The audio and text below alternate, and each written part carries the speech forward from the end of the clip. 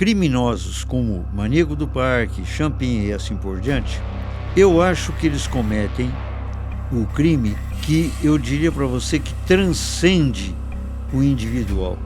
Todo crime é social. Sim. Mas esses crimes têm, na minha opinião, um reflexo social que deveria sempre ser levado muito em conta e não é. Porque ele machuca, ele dói, não só para a vítima, às vezes que morre, mas por amigos, familiares e a própria sociedade. Porque desmoraliza a sociedade. Então, nunca se esquecendo que a pena tem que ter também um caráter social. A palavra é antipática, mas eu acho que é necessária. Didático. O crime não pode ficar impune.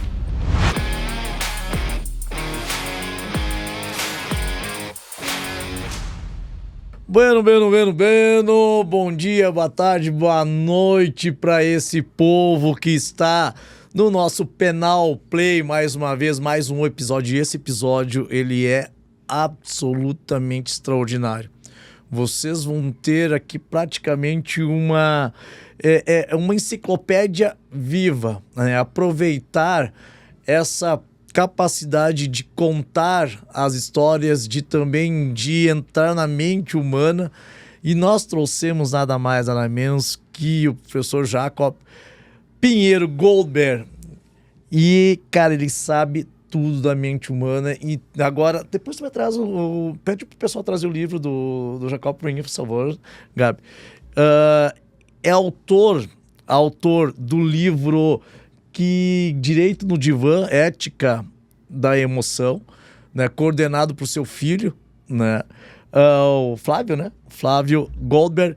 E, gente, hoje nós vamos conversar porque veio à tona agora com todas essas séries e todos esses movimentos acerca do Maníaco do Parque. E o Dr. Jacob, ele estudou de forma aprofundada também esse caso e outros tantos que a gente pode também conversar. Mas deixa eu fazer... olha só o currículo do Dr. Jacob. Então eu vou ser bem sucinto aqui, para que senão vai durar o podcast inteiro só falar do currículo do homem, né? Então ele é doutor em psicologia, advogado, assistente social, professor, escritor e conferencista de renome internacional. Olha só, tá aqui, que honra, né? De origem judaica polonesa, tendo nascido em Juiz de Fora, Minas Gerais, construiu uma trajetória multidisciplinar ao longo de mais de 5 décadas. Doutor Jacob, antes de mais nada, deixa eu dizer uma coisa para o senhor. Eu estou muito honrado, né, de ter um senhor com 91 anos de idade, e também eu estou aqui envergonhado, porque o senhor com 91 anos de idade tem mais saúde do que eu, está muito mais com condições do que propriamente eu. Então, o senhor, para mim é uma honra de estar com o senhor. Mas nós vamos começar esse diálogo, você mentindo, aí eu já fico aborrecido. Não é verdade. Vocês que estão nos assistindo, eu que estou impressionado. Você é um sujeito que... Eu trabalho muito com imagética, que é a linguagem do corpo, né? A percepção sensorial. E você é um sujeito que irradia não só a saúde física, mas mais do que isso, o fundamental na condição humana, que é o entusiasmo. Nossa. Você sabe que a palavra entusiasmo, etimologicamente, vem do grego e significa Deus em nós, que é essa energia extraordinária que distingue o indivíduo preguiçoso. A Igreja Católica fala do pecado da tídia, né? A preguiça, no fundo é preguiça, né? Não no sentido da condenação do indivíduo que não quer trabalhar, mas daquele que não usa os seus recursos humanos para transformar a si mesmo e o mundo, né? Você é um entusiasta. Nossa. Bom, agora me deixou mais emocionado ainda, mais honrado ainda. Mas, professor Jacob, doutor Jacob aqui, nosso querido, olha só o livro. Gente, eu ganhei esse livro aqui Depois eu vou pedir, claro, uma dedicatória, né? E vou devorá-lo, vou ler todo ele e eu sugiro que vocês também, se vocês quiserem, e eu já não preciso, antes de ler eu já estou dizendo que é bom, tá? Né? E se eu estou dizendo que é bom é porque eu avalio e vou avalizar sempre. Direito no Divã. Então tem muita história legal aqui também, pelo que o Dr. Jacobo está falando, envolve muito caso prático também. Sim. Envolve muito caso prático, então você que tem curiosidade de saber como é que funciona a mente humana, principalmente aqueles que praticam crime, né? Cara, eu acho que esse livro aqui, ele vai te ajudar muito. Eu, particularmente, no que terminar agora aqui, eu vou dar um jeito de dar uma folhada no sumário e vou... Daí a pouco o problema é começar a ler e não parar mais. Não parar mais. Mas eu vou começar esse podcast lhe fazendo uma provocação, tá? Porque ao longo das nossas aulas, eu também fui professor universitário por muitos anos, né? E é curioso que quando a gente fala ou tratava das aulas voltadas a excludente de culpabilidade, geralmente envolvendo a inimputabilidade pela enfermidade mental, né? A pergunta que mais vinha era: professor, e o psicopata? Ele é um doente mental? Ele seria um inimputável? Aplica-se medida de segurança? O senhor poderia esclarecer para essa gurizada, professor Jacob, o que é um psicopata? Afinal de contas, como é que a gente pode definir um psicopata? Bom, a sua pergunta realmente nos remete a uma questão que me parece talvez a mais essencial no direito penal, que é a questão da responsabilidade, da culpa, no sentido da sanidade mental. Essa é uma polêmica, creio eu, impossível de ser resolvida na integralidade. Qual é a fronteira que distingue o indivíduo normal do indivíduo mentalmente doente? Porque isso levanta a questão do que significa normalidade psíquica, doença mental.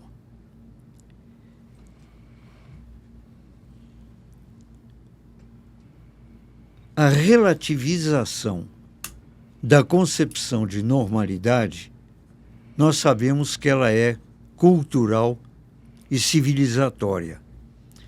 O que é anormal, por exemplo, para um indígena, não é o normal para um cidadão nova-iorquino.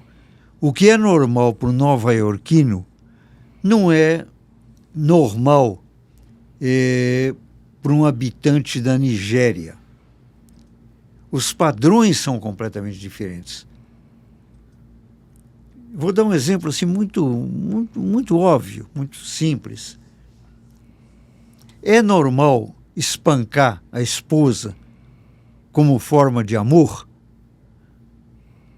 Todos que estão nos ouvindo dirão: não, como assim? Mas até hoje,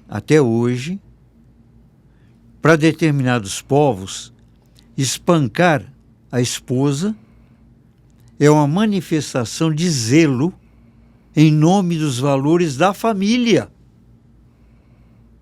Ou seja, aquilo que nos provoca até um arrepio de constrangimento é considerado uma forma de sanidade levada ao extremo. O parâmetro, portanto, do que é normal e anormal é extremamente elástico. A palavra, na minha opinião, o vocábulo correto para definir a questão que nós estamos discutindo é elasticidade. Porque ele se alonga ou ele se encurta dependendo da sua visão. E aí já se levanta uma outra questão, se você me permite, que é básica para quem estuda, atua e pratica a arte e a ciência do direito penal, que é a questão da subjetividade. O que é o real e o que é a fantasia. O que é do seu íntimo, seja do juiz, do promotor, do advogado, da vítima, do criminoso, o que é do seu íntimo e o que é do seu extimo. Aquilo que vem de fora e se apodera de você. Aquilo que, até pelo menos alguns anos atrás, era muito discutido e me parece que continua sendo. Talvez não tão assumido, mas continua sendo discutido, que é a questão da violenta paixão. Uhum. O que é violenta paixão? Para um poeta, o indivíduo apaixonado é um indivíduo consagrado. Consagrado no sentido profundo do termo, ligado àquilo que é sacro, sagrado. Para o cientista social, é profano. Quanto menos você é apaixonado, melhor profissional você é. Seja médico, advogado e assim por diante, ou cidadão até.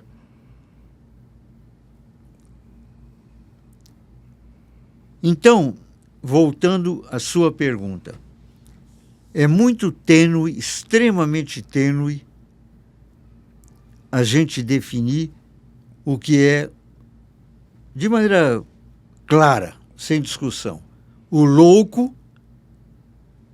e o indivíduo psiquicamente normal.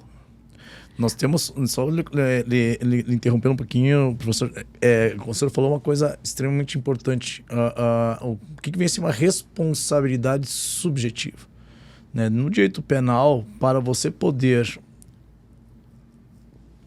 aplicar uma sanção penal, antes de mais nada, deve-se verificar se estão presentes as características da responsabilidade subjetiva. E aí, muitas vezes, as pessoas eles acabam fazendo uma conexão da responsabilidade subjetiva do sujeito agir com dolo ou culpa. E quando se fala em dolo, nós estamos falando do sujeito praticar um ato com vontade e consciência. Consciência, né? E aí que vem a questão, né? Consciência de que aquela conduta, ela vai gerar um determinado resultado. E lá no final, depois que verificado que ele tinha consciência que a conduta dele vai gerar um resultado, é que se faz a análise se ele tinha consciência de que aquele resultado que será produzido, ele é ilícito. Se ele tinha condições, capacidade mental de verificar, de fazer a avaliação, de avaliar se aquela conduta que ele praticou, que vai gerar um resultado, ele tinha capacidade de se autodeterminar, se ele tinha capacidade de ter os estímulos sob controle, né?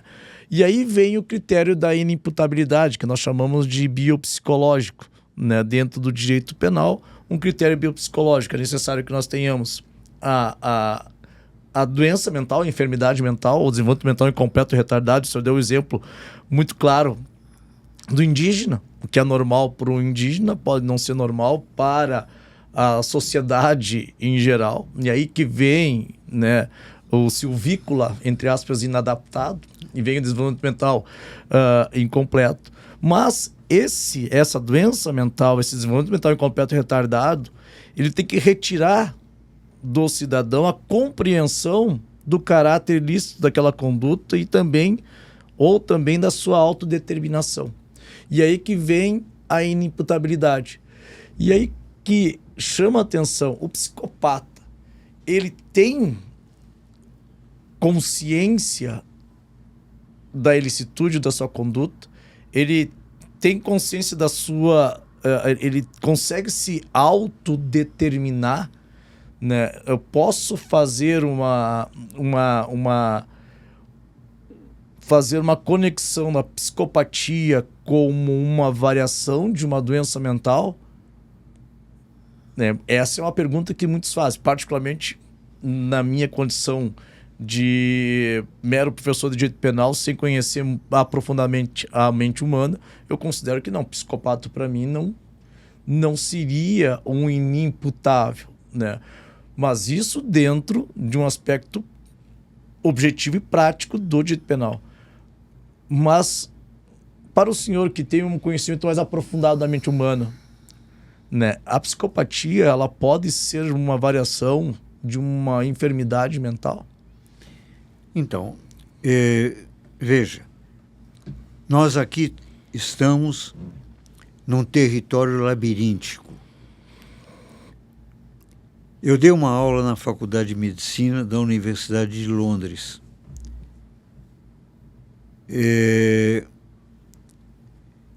E uma das questões que eu coloquei foi em torno dessa questão da consciência e da responsabilidade e da assunção dessa responsabilidade e a cobrança social que se faz.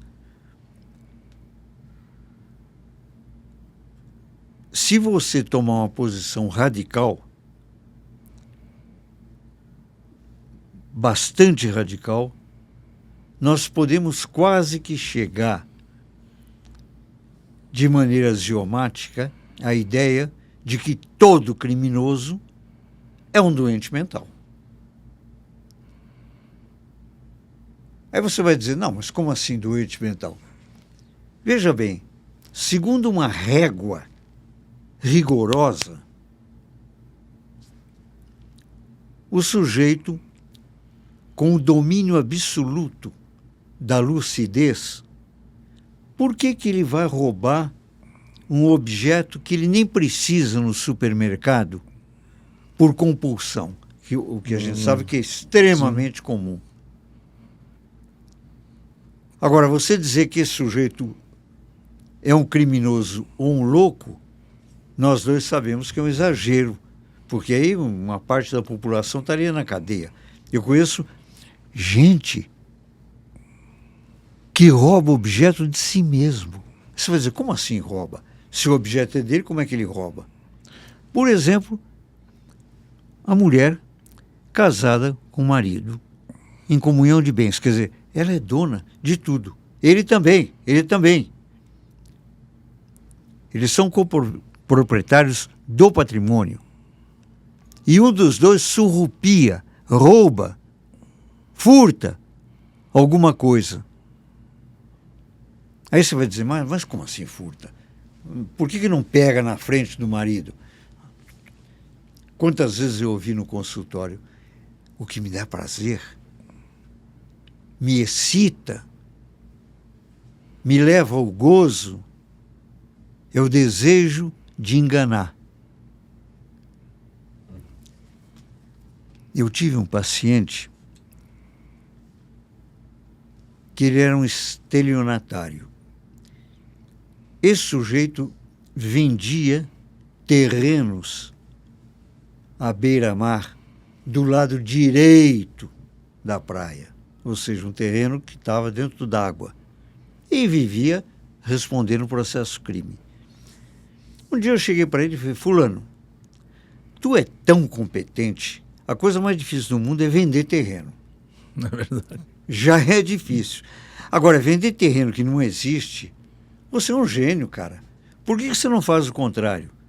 Vende terreno que existe, você vai ser um corretor multimilionário. Ele olhou para mim e disse, doutor Jacó, já tentei. Quando eu vendo um terreno que existe, eu sinto calafrios, ânsia de vômito, não consigo dormir, me sinto muito mal. Eu só tenho prazer em enganar. Aí você vai dizer, bom, esse sujeito é louco. Não sei. Não sei. No restante da vida, você acompanhando o comportamento, estou falando de um certo indivíduo, não estou falando de teoria, sim. não. No resto da vida, esse sujeito é casado, ele leva o filho para a escola, ele cumpre todos os deveres de cidadania, mas num determinado momento ele tem que dar o golpe. É curioso, né? O senhor falou numa situação que a gente fala de cleptomaníaco, né? Que o primeiro é a situação lá daquele que tem compulsão por se apossar de bens, né? Aquela compulsão quase incontrolável ou incontrolável de... É incontrolável. Se apoderar. Aí, nesses casos, e a gente, na doutrina, a gente vê que dá para se cogitar da hipótese de uma enfermidade mental que leva, teoricamente, à inimputabilidade. Esse cleptomaníaco, ele não tem a condição de se autodeterminar. Ele é tão compulsivo que ele não consegue controlar os seus impulsos, né? Então, ali a gente já até acaba admitindo a possibilidade, depois de um exame de insanidade mental, obviamente, depois de um laudo psiquiátrico, esse cara aí mesmo, ele não tem capacidade de autodeterminação, ele é um inimputável e aplica a sua medida de segurança, né? Mas até que ponto isso não tem... Aí vem de novo a expressão que o senhor usou da linha tênue. Até que ponto isso também não chega a um desvio de caráter, né? Porque o estelionatário, eu trabalhei muitos anos no Ministério Público, né? Uns 20 anos no Ministério Público. E se tem um camarada que vai voltar a praticar o crime, essa experiência me revelou nesses anos de Ministério Público, é o estelionatário. O estelionatário, ele vai voltar. Ele cumpre a pena, ou ele está na execução da pena, pode esperar que ele tinha um estelionatário lá, me lembro que ele conseguiu ter a proeza de quase 70 anos de pena. Olha, o cara tem que ser talentoso para chegar a 70 anos de pena para estelionato. E pena aplicada, não a pena máxima combinada, né? Até que ponto tem essa linha entre aquele que tem essa compulsão de se apossar de bens que não lhe pertencem, como forma de satisfazer um desejo, né? Com a diferença daquele que tem um desvio de caráter mesmo, aquele que quer se apossar como forma de ele ter uma vantagem econômica em detrimento do prejuízo alheio. Me parece que aí você suscita uma questão de alta relevância, que é uma questão da filosofia do direito e da filosofia em geral, que é a questão do mal,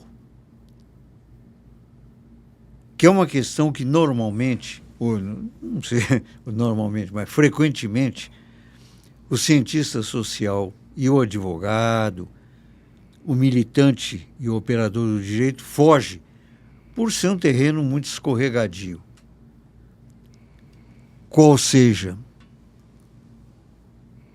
existem pessoas que escolhem e fazem a opção pelo mal, ponto,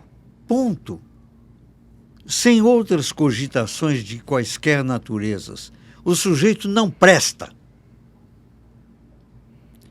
Você sabe que isso é uma questão, inclusive, politicamente delicadíssima, porque politicamente é meio incorreto. Existe uma espécie de saudosismo das ideias do Rousseau, todo ser humano nasce maravilhoso, não é bem a posição da psicanálise. Lá no Sul nós chamamos nesse indivíduo de jaguara. O jaguara. Lá para nós irmos no politicamente correto, nós chamamos de jaguara, o cara que não presta. Engraçado você ter falado do jaguar, porque um dos livros que eu escrevi, que eu gosto muito, eu não gosto, a maioria deles eu não gosto não, sabe? Eu acho desinteressante. Olha a humildade. Eu não, meu cara, não. Eu tenho uma autocrítica bem razoável. Boa parte do que eu escrevi eu deixaria de lado. Mas um que eu gosto muito, por sinal, é muito, né? Não é que eu gosto. O título é Feitiço da América. E é um livro que foi exatamente na época da ditadura, sabe? Na época da ditadura teve um determinado instante que eu tive que desaparecer. Eu não tinha dinheiro para ir para fora do Brasil. E foi um amigo meu, um jornalista, que me disse, cara, cai fora, porque eu vi o teu nome numa lista que eu diria para você que é uma lista que não é uma lista VIP, não. É uma lista de risco. Convidado. Você não está sendo convidado para o baile, não. E o que é que eu fiz? Eu me recolhi num apartamento na esquina da Consolação. Ali não importa muito que esquina era, mas era ali na Consolação. Eu fiquei 1 ano dentro do apartamento. E eu pedi para minha mulher, olha, eu vou ter que ficar muito tempo aqui dentro, não vou poder sair por aí não. Então você me traga tudo que você tiver sobre folclore da América do Sul. Eu quero mergulhar nas raízes afro-indígenas da América do Sul. E escrevi esse livro, Feitiço da América. A capa do livro é o jaguar. O jaguar. E você falou do jaguar. E os índios, eles têm uma frase incrível, que é assim, jamo panca pichipri jamo. A tradução é, aquele que cai nas garras do jaguar tem que ser jaguar. Que bela frase. Esse é o subtítulo do livro. E a capa do livro é o jaguar. Então tem sentido nós chamarmos as pessoas de jaguar. Ah, não tenha dúvida, não tenha dúvida.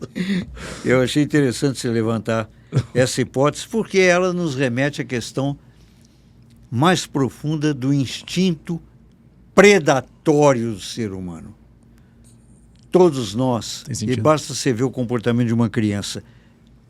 Uma das coisas que os pais observam logo na infância é o prazer que a criança tem de quebrar brinquedo.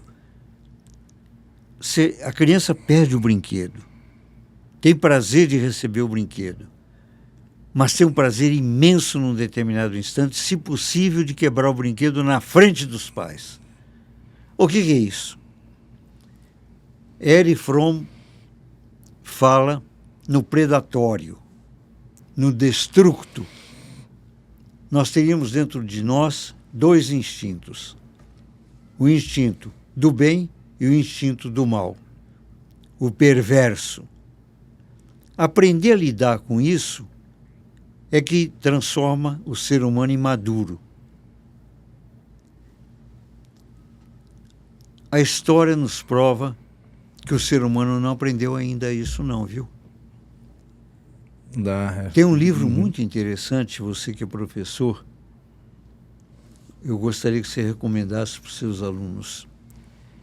O título é Pequena Introdução à História da Estupidez Humana, do B. Pitkin.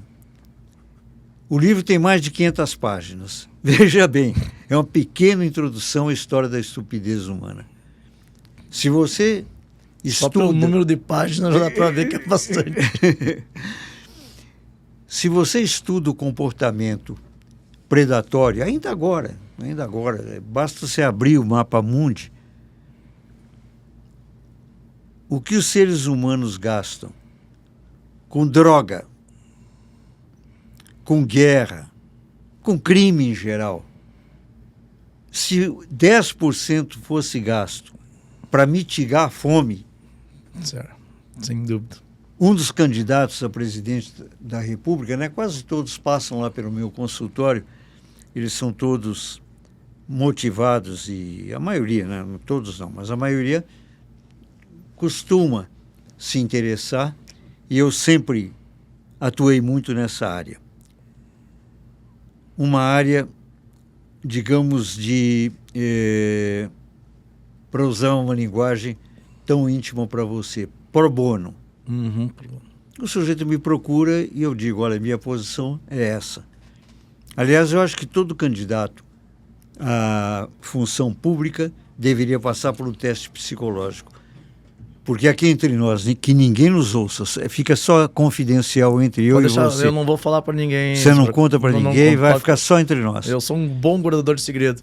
O que eu já vi de desequilibrado, disputando e frequentemente sendo eleito, mas não só no Brasil. Eu prefiro até tirar os olhos para não ficar uma coisa situacional brasileira. É no mundo inteiro. Você vê países considerados civilizados elegendo mentes demenciais por completo. Você vê o comportamento do sujeito, você não permitiria que ele dirigisse o seu automóvel. O sujeito dirige um país com dezenas de milhões de pessoas. Então, voltando à questão do mau caráter, digamos, a minha resposta é: sim, eu acredito em indivíduos que fazem a opção do mau caráter. O sujeito é perverso, o sujeito é ruim. Lá no interior de Minas se diz: cabra, peste, não presta. É isso, cara. E esse que é o que hoje ele, teoricamente, é o que está residindo nos nossos estabelecimentos carcerários, vamos dizer assim, né? Aqueles que... Mas não só o cara que comete crime, né? O mau caráter também é um cara que, teoricamente, ele não pratica um crime em si. Claro que dentro do cara, dentro daquele criminoso, tem, sim, um viés do mau caratismo, né? Mas também ele é fora do crime. Tu vê isso também em vários outros cenários, né? Cenário profissional, cenário familiar, às vezes, também, por que não dizer, né? Mas claro que dentro, uma das características do criminoso em si é o cara perverso. Ele, independentemente do grau e da intensidade do crime, o cara que comete o delito, ele tem um grau de perversidade maior ou menor, mas tem. E é por isso que se aplica a pena. Mas, professor... Aliás, você estava falando tudo isso, eu me lembrei de um caso que eu também acompanhei de perto, estudei muito, participei inclusive de vários debates, discussões, enfim, acompanhei bem de perto aquele caso daquele Champinha. Ah, pois então. Então, esse para mim é um caso absolutamente típico do sujeito, é o modelo do mau caráter, né? Na minha opinião. O sujeito que tem prazer em mutilar, torturar e matar outra pessoa para ter prazer, orgasmo, gozo. Esse do Champinha renderia um outro podcast. Já está convidado. Não tenha dúvida. Já está. Vamos fazer uma série de podcasts com o professor Jacob. Todos os casos polêmicos aqui, Champinha e companhia, né? Já está convidado. Já vamos fazer uma série aqui já com o professor Jacob. Tendo sua disponibilidade, a gente vem aqui e grava. Não, se você estiver de acordo, eu tenho muito prazer, porque eu acredito que essa observância, essa atuação, esse testemunho e atuação que eu tenho tido por décadas afora, eu acho que quanto mais compartilhada, mais tem um efeito didático em termos sociais. Aliás, voltando, inclusive, agora conversando, a gente acaba derivando, mas eu deixei no ar a história do candidato, aliás, não era nem candidato, era candidata a presidente da República, que uma vez me visitou e disse: mas, professor, se o senhor tivesse que definir, na sua opinião, a questão fundamental em termos de Brasil, quantos dias o senhor precisaria para me apresentar o trabalho? Aí eu me lembrei da resposta do Niemeyer, guardadas as proporções, quando o Juscelino perguntou para ele quanto tempo ele precisaria para fazer a planta de Brasília. 50. E ele disse, se for para apresentar o esboço, ele pegou uma folha de papel, fez a cruz e disse: Está aí, não é? Eu pensei, bom, eu também sou mineiro, quem sabe eu consigo responder à angústia da candidata, que, na minha opinião, era uma mulher muito bem intencionada. É uma mulher. Eu escrevi só uma palavra: fome. Como é que um país, com os nossos recursos, que alimenta boa parte do mundo, nós alimentamos boa parte do mundo, na esquina da rua onde eu moro, em Higienópolis, crianças passam fome todos os dias. E a gente finge que não vê. Isso é verdade. Impressionante. É normal que a gente finja que não vê? É normal que a gente arrume pretexto? É porque não quer trabalhar, é por isso. Não, não é verdade. Não é verdade.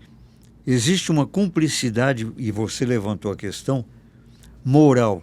E eu creio que quanto mais as escolas de direito se debruçarem sobre a exigência ética, melhormente a gente define os destinos da sociedade.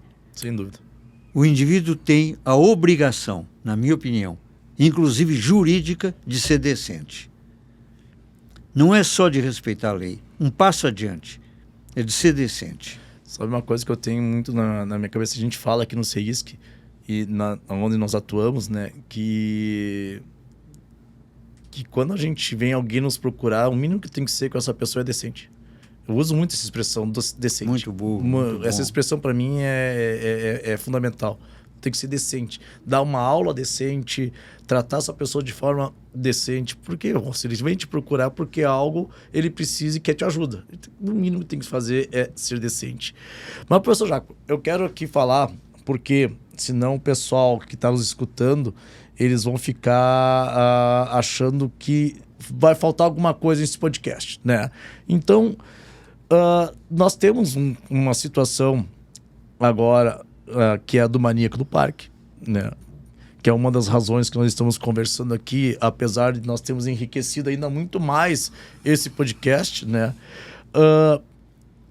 Para contextualizar, né? Agora, e o senhor antes no bastidor também já falou dessa série da Netflix, o senhor já está bem ambientado também nisso, inclusive a diretora, né, que o senhor estava falando, que produziu essa série, né? Acho que a gente vai também chamar uma hora dessa para a gente conversar sobre esse caso. Então, veio à tona, né, esse caso do Maníaco do Parque, né, ressurgiu por conta dessas séries, né? Mas que me parece ser uma prévia daquilo que pode acontecer daqui a uns anos, né? O Maníaco do Parque, ele foi preso, ele foi condenado a 235 anos. Então, 235 anos, vamos chamar ele pelo nome, né? É Francisco de Assis Pereira. Ele foi condenado a uma pena de aproximadamente 235 anos. Ele começou a cumprir a pena em 98. Então, teoricamente, em 2028, ele completa 30 anos, né, de pena privativa de liberdade.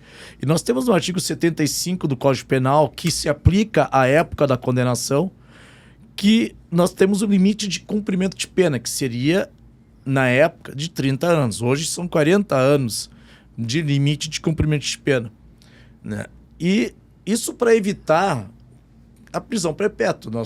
Nossa Constituição não permite a prisão perpétua. Teoricamente, o legislador estabeleceu um limite de cumprimento de pena, porque, de repente, em algum outro caso, será uma prisão perpétua. Hoje, se for pegar a expectativa de vida de um cidadão brasileiro, vamos dizer que dali a pouco, por uma razão ou outra, aos 50 e poucos anos, 60 e poucos anos, comete um crime grave, vamos dar um feminicídio hoje, né? Tem uma pena alta, provavelmente ele vai terminar seus dias cumprindo a pena, teoricamente.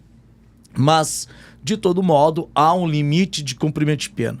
E uma das preocupações maiores é, será que esse rapaz ele tem condições de voltar ou retornar ao convívio social? E eu queria que o senhor fizesse uma análise, né, da mente desse cara. Na época, eu me lembro do promotor, e o promotor Mongenor, ele está já se manifestando, né? Ele é extremo, acho que talvez o ponto mais combativo hoje no plenário do júri, que tem no Brasil, inclusive, já se manifestou e disse, cara, não tem a menor condição de retornar ao convívio social, né? E eu queria que o senhor desse um panorama, né, da mente desse rapaz naquela época em que ele praticava os delitos e se há a possibilidade de ele ter esse retorno ao convívio social sem que ele volte a reincidir. Bom, em princípio, é óbvio que a gente está falando em tese, teoricamente, eu não sempre em tese, sim. Em tese, né? Até por uma questão de ética, claro, né? Sempre em tese. Não examinei, não tive um contato agora com ele. O senhor já teve contato com ele? Pessoal, não. Não. Na ocasião, sem dúvida nenhuma, a definição para ele seria de sociopata, não tenha dúvida. Ou seja, um indivíduo que não tem condição de viver em sociedade. Isso não tenha dúvida. A dúvida agora é, ele tem condição de voltar a viver em sociedade? Aí levanta algumas questões que me parecem são fundamentais em todos os aspectos. Durante esses anos em que ele esteve preso, ele recebeu algum tratamento psiquiátrico? É a primeira questão. Essa questão, na minha opinião, é fundamental. Se recebeu, nesse momento, qual seria o diagnóstico e o prognóstico? Creio eu que sem isso, permitir o retorno dele à sociedade é um absurdo. E eu me lembro de uma questão que ficou famosa. Se eu não me engano, quem levantou foi o Norman Mailer, o escritor norte-americano. Eu não sei se foi o Carl Chessman, não me lembro bem. Um criminoso nos Estados Unidos, um sujeito que tinha cometido crime de morte, foi condenado a morrer a pena de morte, né? Nos Estados Unidos. Sim. E esse escritor liderou uma campanha incrível para que ele fosse transformado, essa pena, em prisão perpétua, e depois acabou sendo limitado e o sujeito foi solto. Esse escritor escreveu um livro que foi um best-seller, se vangloriando no sentido de que ele teria resgatado o criminoso para a cidadania. Só que não.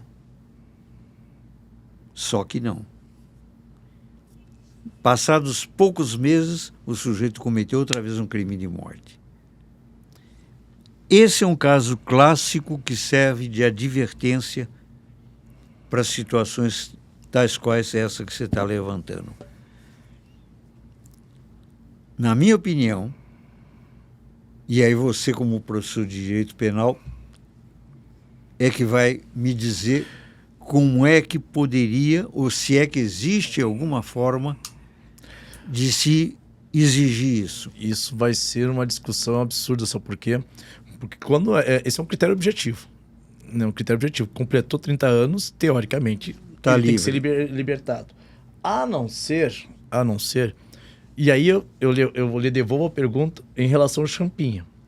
Não é diferente, guardadas as proporções, não é diferente do que foi feito com o Champinha. O Champinha, ele praticou um ato infracional, ele era adolescente na época, ele tinha um período de internação de 3 anos, cumpriu o período de internação, mas continuou recolhido, até onde eu sei. Ele continua... Parece que continua. Continua recolhido. Eu não tenho certeza. Agora aliás, assim... O malabarismo jurídico que foi feito, eu não sei se foi interditado na esfera civil, se ele...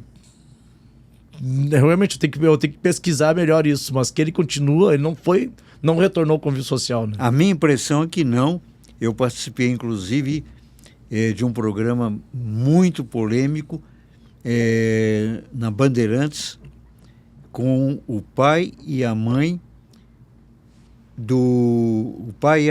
das vítimas, do rapaz que acompanhava a Liana, e com o pai da Liana, que inclusive é vereador, parece, um político, né? Uhum. E, por sinal, aconteceu um episódio muito comovedor que eu gostaria até de relatar. Eu só não vou declinar os nomes. Depois do debate, foi um debate muito aceso na televisão,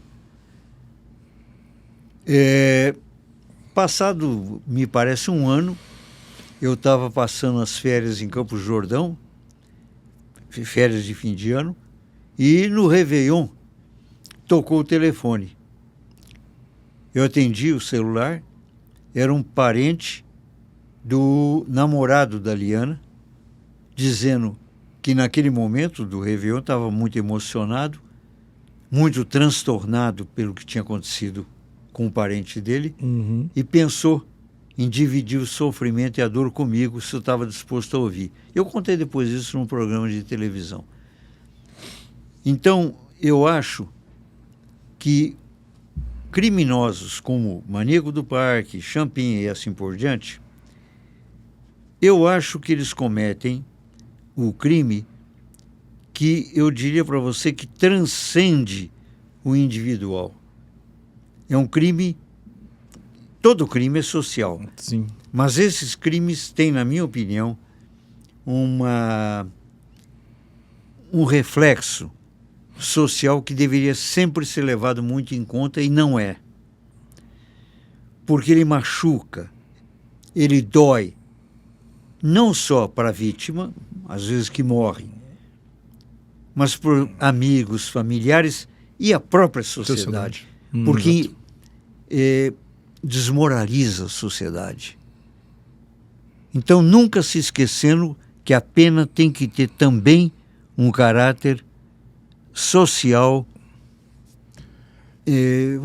A palavra é antipática, mas eu acho que é necessária.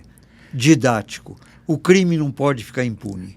É engraçado agora, mas um dos fundamentos da pena, né, uma das finalidades da pena, e o senhor deu uma expressão que me parece que tem que ser melhor debatido isso, é ressocializar, né? Tem um caráter ressocializador, mas pensando no autor do crime, né? De ele, ao longo do cumprimento da pena, ele ter uma condição de retornar ao convívio social, teoricamente, uma pessoa ressocializada, melhor, o que, obviamente, hoje, diante do nosso atual sistema carcerário, é algo que parece chegar às raias da utopia, né?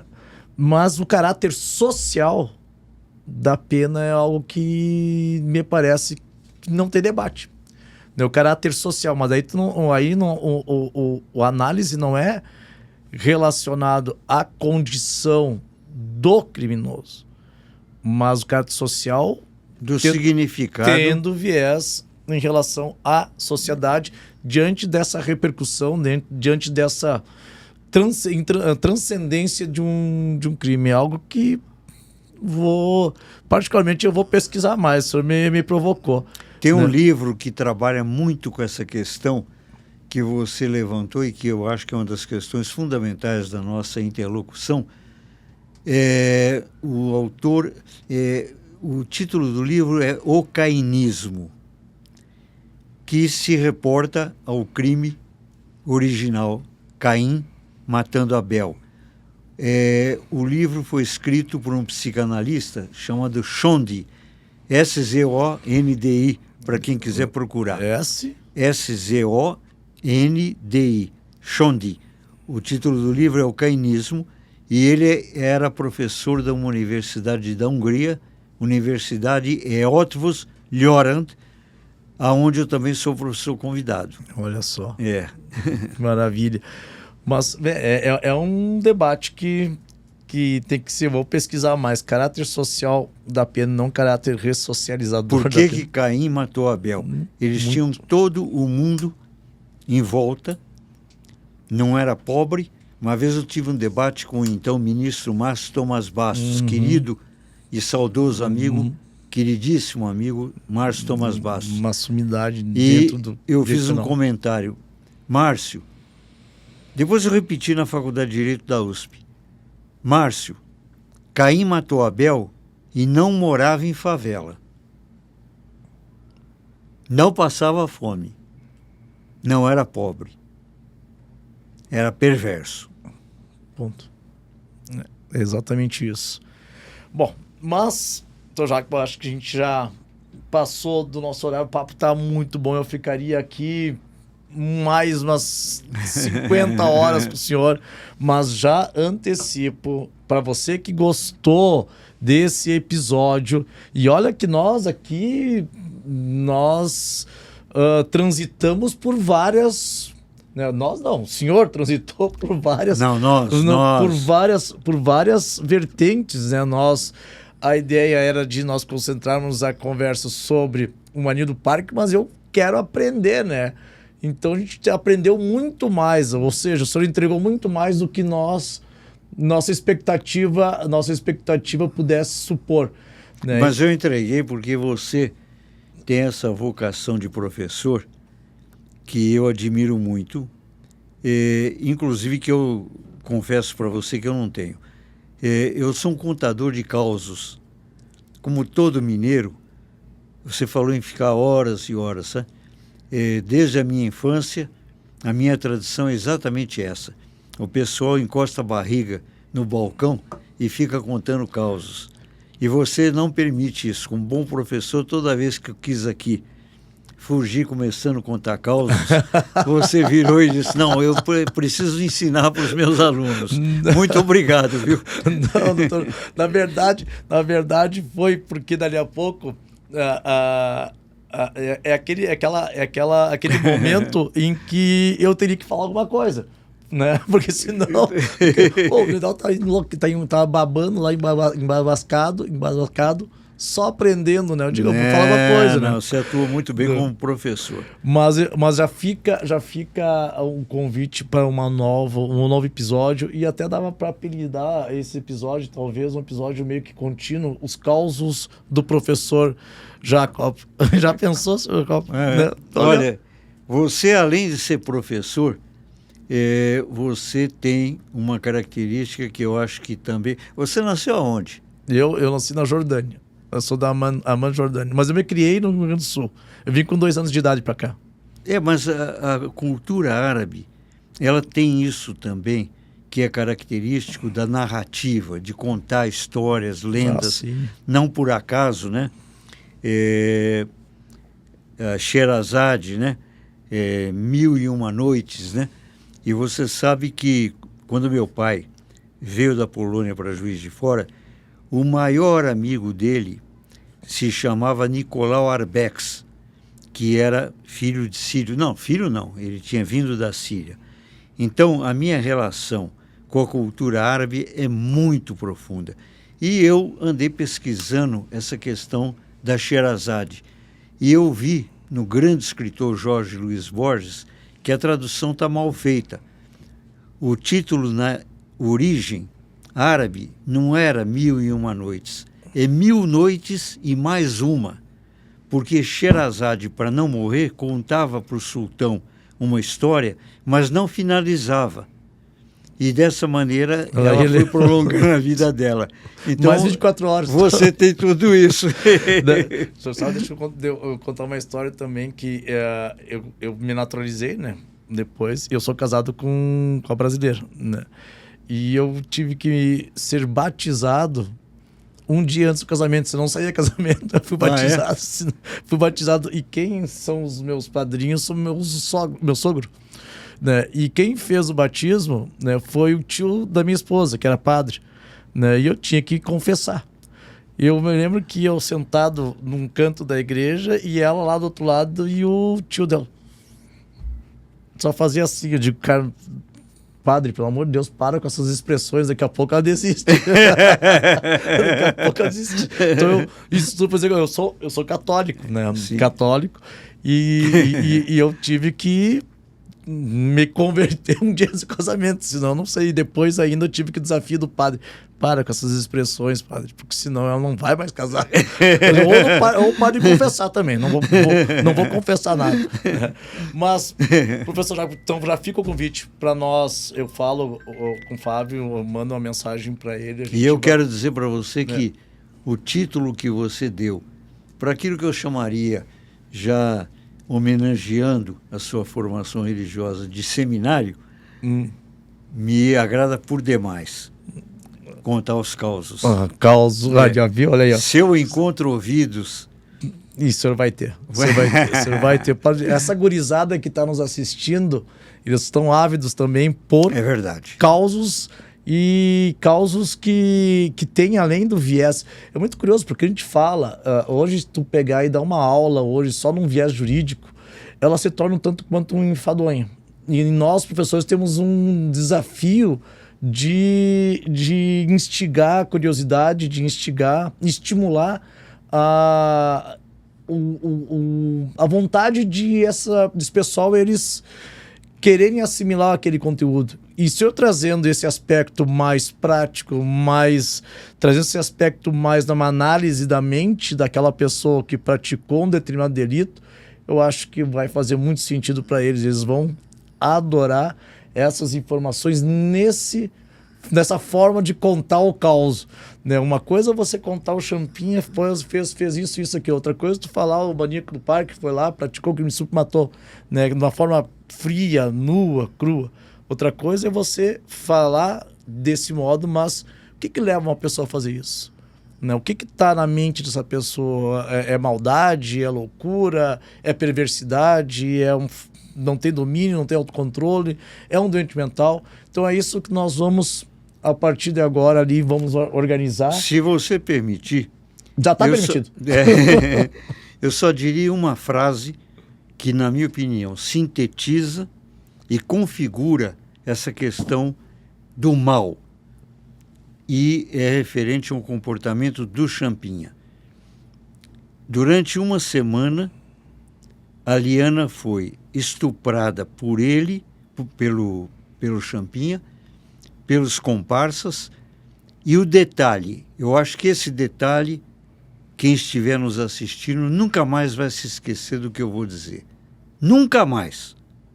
E é esse detalhe, na minha opinião, que divide o indivíduo, levado pelas circunstâncias, seja qual for, e o sujeito do mal. Ela era proibida de falar. Proibida de falar. Ela não podia falar nada. Obrigada a fazer sexo oral, estuprada, espancada, e não podia falar.